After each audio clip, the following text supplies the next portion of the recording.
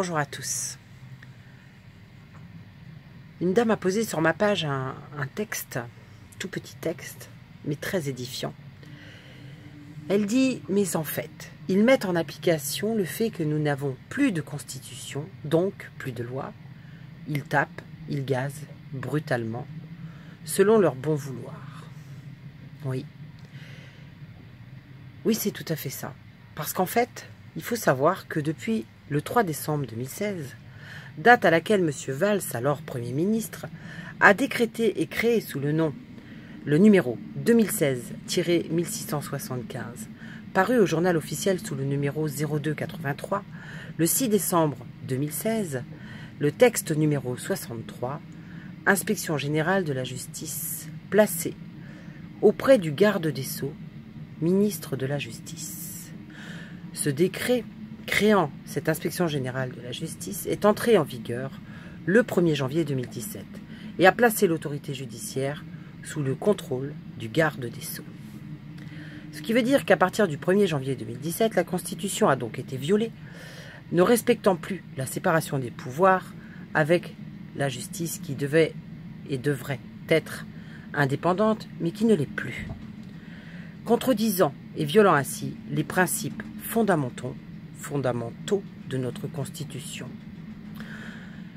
Ainsi, le viol de la Constitution de la Ve République depuis le 1er janvier 2017, malgré le fait que M. François Hollande, président de la République à l'époque, et qui était, comme le stipule la Constitution de 1958 avec l'article 64, garant de l'indépendance de l'autorité judiciaire, ne s'est curieusement pas opposé à ce décret.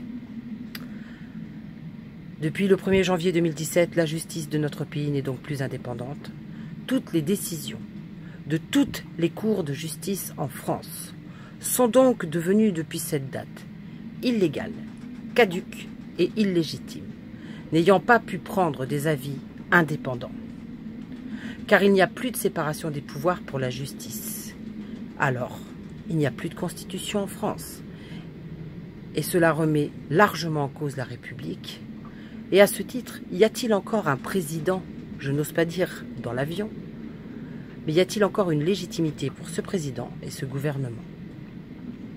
Parce qu'enfin, les piliers de notre démocratie sont la séparation des pouvoirs, qui sont le pouvoir législatif, le pouvoir exécutif et le pouvoir judiciaire, conformément à l'article 16 de la Déclaration des droits de l'homme et du citoyen, qui précise que toute société dans laquelle la garantie des droits n'est pas assurée, ni la séparation des pouvoirs déterminée, n'a donc point de constitution. Cette déclaration des droits de l'homme et du citoyen étant inscrite au préambule de la nouvelle constitution de 1958, en fait une déclaration à valeur constitutionnelle. Donc à tous les gilets jaunes de ce gouvernement s'arroge le pouvoir de bafouer les droits de tous les citoyens de France depuis le 1er janvier 2017.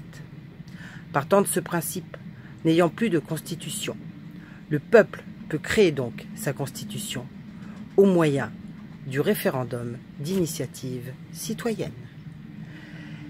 Et je voudrais rajouter que ceci veut donc dire à tous les parents à qui leurs enfants ont été volés, enlevés par toutes les cours de justice en France, que toutes les condamnations deviennent aussi, bien sûr, caduques.